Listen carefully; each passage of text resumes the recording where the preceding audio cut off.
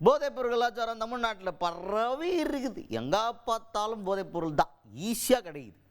இது central government வரைக்கும் information போயிடுச்சு அப்படின்னு ஒருத்தர் பேசியிருக்காரு. பேசினது யார்? தமிழ்நாடு பாஜக தலைவர் நயினார் நாகேந்திரன் அவர்கள். அவர் தான் தமிழ்நாடு கவர்மெண்ட்டுக்கு வலியுறுத்தியிருக்கார். மறுபடியும் தம்பி ட்ரக்ஸ் எல்லாம் எக்கு தப்பாக ஓடினுக்குது தமிழ்நாட்டில், பார்த்து பதவிசாக நடந்துக்குவாங்க அப்படின்றத எடுத்து சொல்லியிருக்கிறாரு அப்படின்னு கூட சொல்லலாம். இப்போ எந்த அளவுக்கு அப்படின்னு பார்த்தீங்கன்னா, சென்ட்ரல் கவர்மெண்ட் வரைக்கும் இந்த இன்ஃபர்மேஷன் போயிடுச்சு. அதனால தான் நாங்களும் மறுபடியும் வலியுறுத்திட்டு இருக்கிறோம். ட்ரக்குன்னா வெறும் கஞ்சா மட்டும் கிடையாது, நவீன விதமான போதைப் பொருள்லாம் இப்போ கிடைக்க ஆரம்பிச்சிருக்குது சர்வசாதாரணமாக தமிழ்நாட்டில்.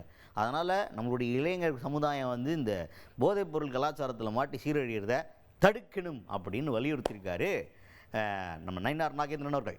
தினசரி கொலைகள் நடைபெறுது. அந்த கொலைகளுக்கு அடிப்படையான காரணம் என்னன்னா போதை.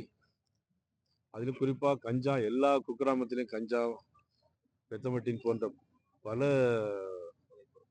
பொருட்கள், போதைப் பொருட்கள், நவீன போதைப் பொருட்கள் தமிழ்நாடு முழுவதும் நடைபெற்றுக் கொண்டிருக்கிறது. அதிலும் பாத்தீங்கன்னா திருவண்ணாமலையிலே ஒரே வாரத்துல 2 பேர் படுகொலை பண்ணியிருக்காங்க. அதுவும் வட இந்தியர்கள். அவர் வட இந்தியா வேலை பார்க்க வந்திருக்காங்க. 3 பேர் சேர்ந்து 17 வயது 18 வயது கையில புத்தகத்தை ஏந்தி கல்லூரிக்கு போக வேண்டிய வகையில் கையில் அருவாளை ஏந்தக்கூடிய அளவிற்கு போதைப் பொருள் நடமாட்டம் ஜாஸ்தி ஆயிடுச்சு. பிறகு கொலைகள், கற்பழிப்புகள், பாலியல் வன்கொடுமைகள் நிறைய நடைபெற்றது. இது அவருடைய கவனத்திற்கு, மத்திய அரசுடைய கவனத்திற்கு போனாலும் எங்களுடைய இது வர வர நாளுக்கு நாள் அதிகமாகி கொண்டே போயிருக்கிறதுனால அந்த அவருடைய கவனத்திற்கு நான் எடுத்து சொல்லியிருக்கிறேன்.